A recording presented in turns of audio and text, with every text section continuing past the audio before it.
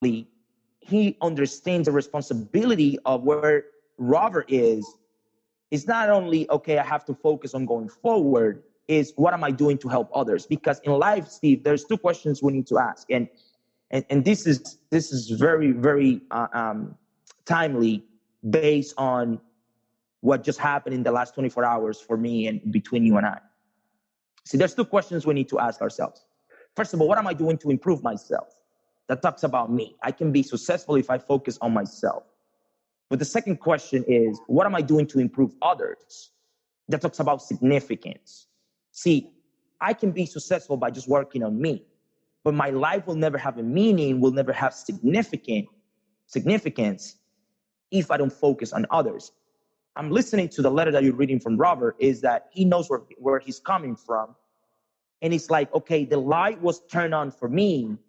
Now I need to turn the light on for others.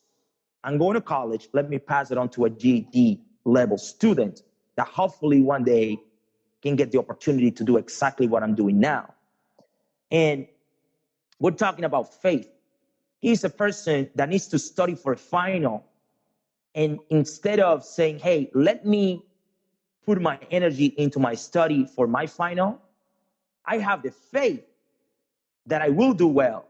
Let me focus on this particular individual now, right? I have the faith that I'm going to succeed. Let me focus on adding value to this person so I can become significant by multiplying what the Right Thinking Foundation is doing, what I'm able to do with the help of your program and many other people here.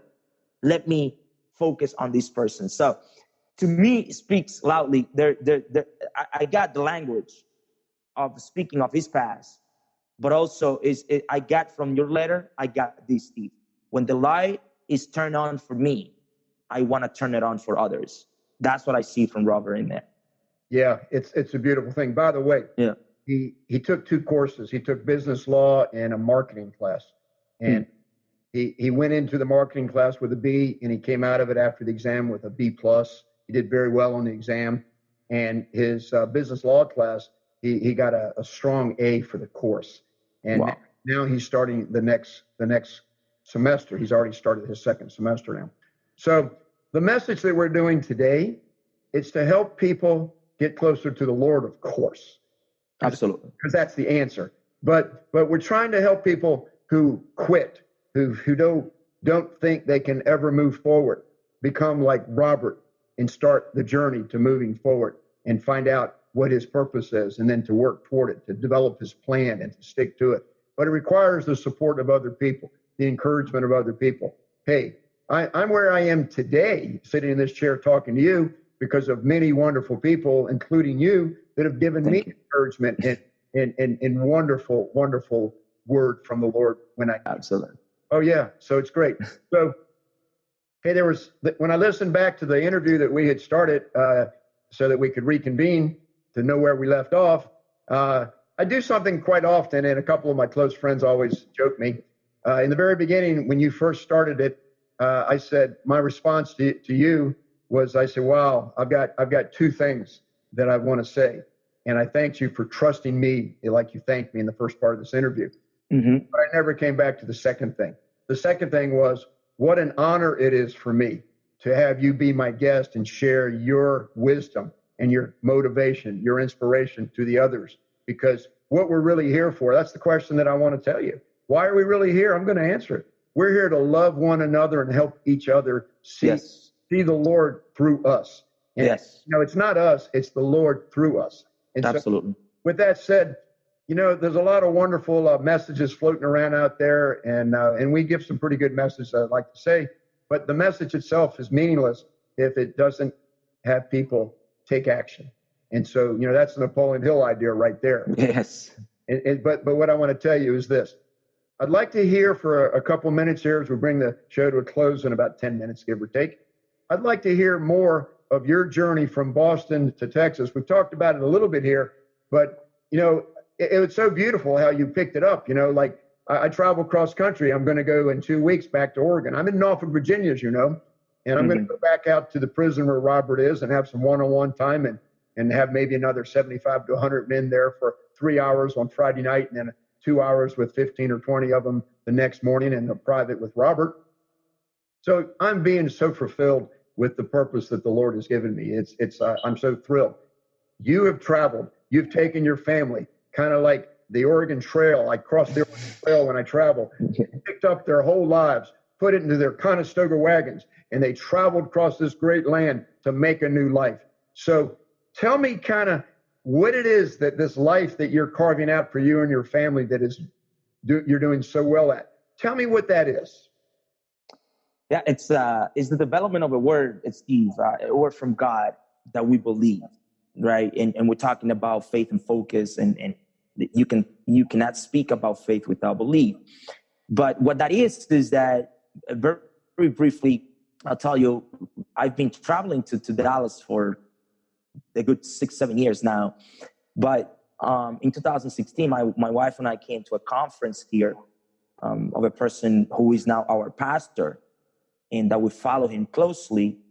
And back then in 2016, we felt God was calling us to this area.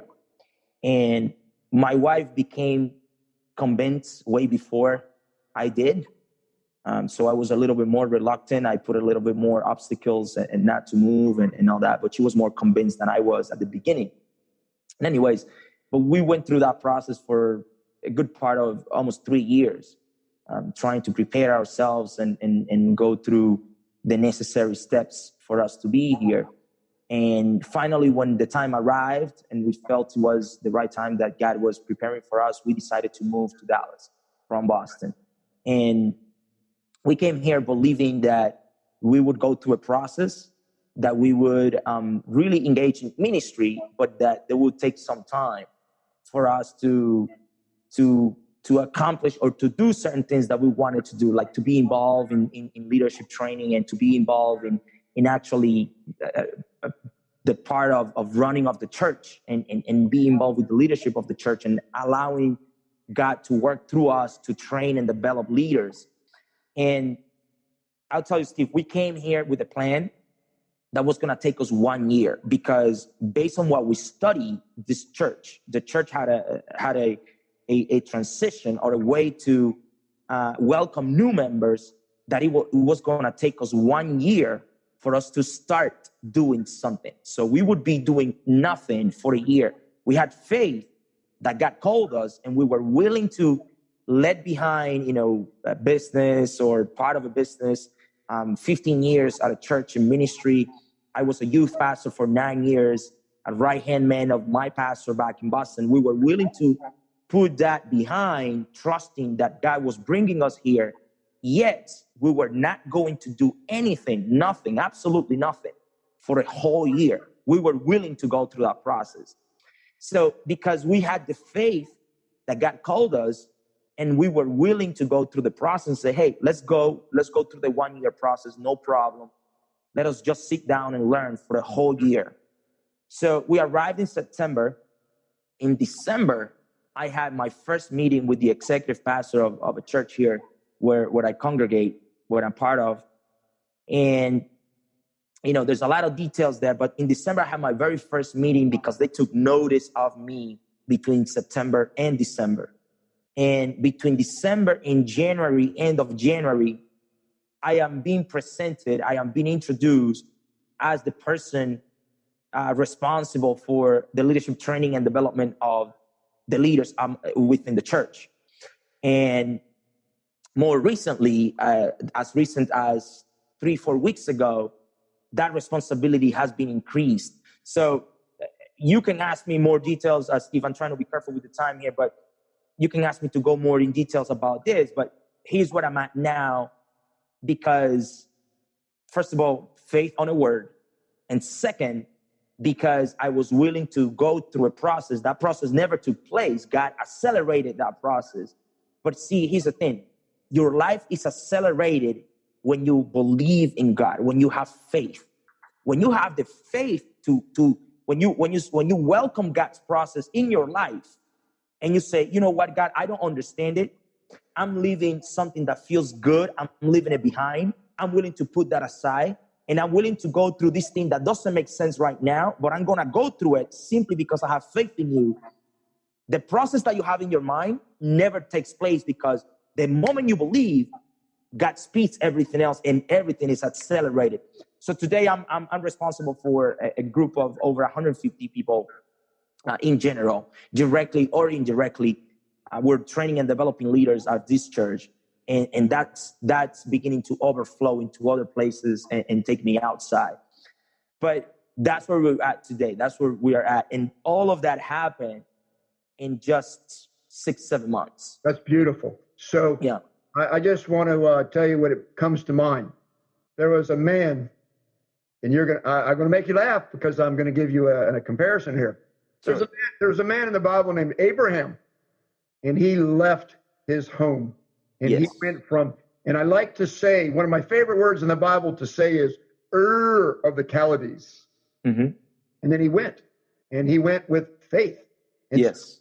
He set the example, and look where we all are because of what he did. And so, it's just so beautiful. I loved it when you told me about what you were getting ready to do, and so, hey, congratulations, and you set an example for those of us to go out on faith. And you could talk on this next topic for 3 days, I'll bet you. There's risk with faith. Absolutely, lots of it. Oh, yeah. Lots of it. Here's the thing, Steve. Risk. It's the way your faith is tested. Okay, right?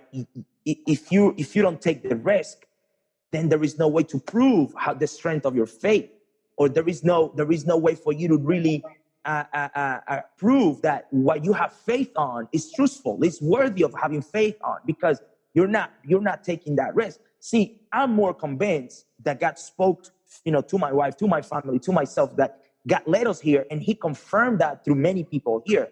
But I had to take the risk of letting what is good, what feels good at the time, I have to let it go. And here's the thing. I like to associate, when I illustrate this, Steve, I like to associate this with the baseball game, right? When I talk about risk, I like to associate it with the baseball game.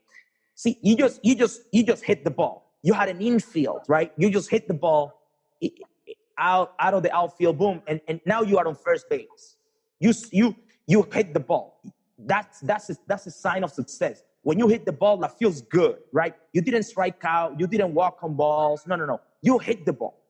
You had a curveball, or you had a 100 miles or a 90 miles per hour fastball, and you hit it, and now you are on first base. Now you have a certain level of success. That feels good. People applaud you. But guess what? Now you want to steal second. And you have to leave the safety of the first base, for the potential reward that you're going to have on second. Now, the reward on second is not guaranteed. You can be tagged out in the process, right? So you have to leave behind the potential or the success of the safety of first base to try to steal second. Now, there is a moment between first and second that you are nowhere. You are in limbo, basically, right? You're not on first base. You're not on second base. You're simply in between. And at that moment, you don't have what you wanted, right? What you want to accomplish, but you don't have also what you did have, meaning you no longer have first base and you are yet to reach second. That's risk. But that is also faith. Faith on what? Faith that you can get there. Faith that God, in this case, I'm using the analogy of a baseball game, but, faith that God will get you there. And not only that it will get you there, that you're not going to be tagged out in the process, right? That you're really going to get there. So for you to do that, you have to take risk. Risk, there's different type of risk, right? Risk of failure. Also risk of success, right? We have that voice in our mind telling us, right? You can fail. You can fail. Steve, you may fail. Let me illustrate it this other way. What makes a woman go through a relationship for 3, 4, 5 years. She's engaged. And the night